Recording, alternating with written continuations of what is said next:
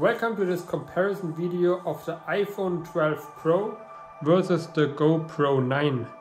I tried to have a similar framing in all the shots, so the GoPro tends to be wider in the wide angle than the iPhone on the super wide angle lens. So sometimes I also use the medium setting on the GoPro, but I'm on almost all shots on the wide angle lens of the iPhone, because that's kind of like similar to what the GoPro does.